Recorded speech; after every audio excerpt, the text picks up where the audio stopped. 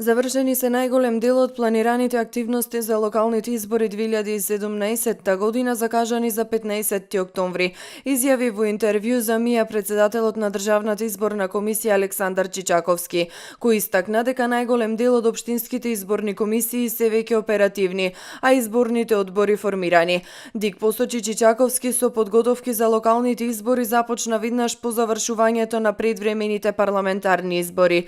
Беа изготвени планови за активности кои требаше да ги преземеме за подготовка за локалните избори и веднаш се започна со преземање на дел од тие активности. Дел од активностите подоцна беа преземени и со планот 369 на владата, и тоа не беше случајно бидејќи при изготвување на планот 369 направивме неколку средби со вице-премиерот за евроинтеграција Бујар Османи и неговиот тим, на кои ги дефиниравме приоритетите што требаше да влезат во планот во поглавието избори.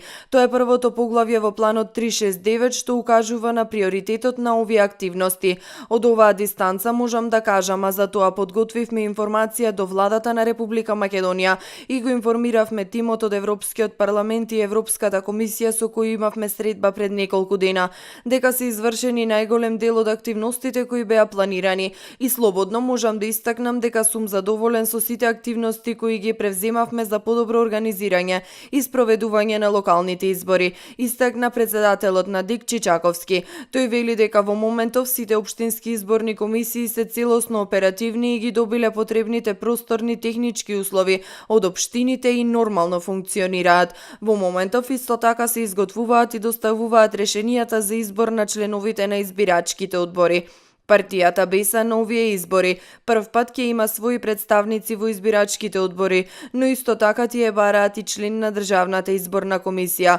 Чичаковски вели дека единствен надлежен орган за одговор на ова прашање е Собранието на Република Македонија. Во интервјуто Чичаковски исто така зборува и за избирачкиот список, за надлежноста на ДИК за онлайн кампањите, за буџетот за спроведување на изборите, но и за новата можност преку апликацијата за проверка на избирачкиот список, граѓаните да ја проверат и пристапноста до избирачките места за лицата со физичка попреченост.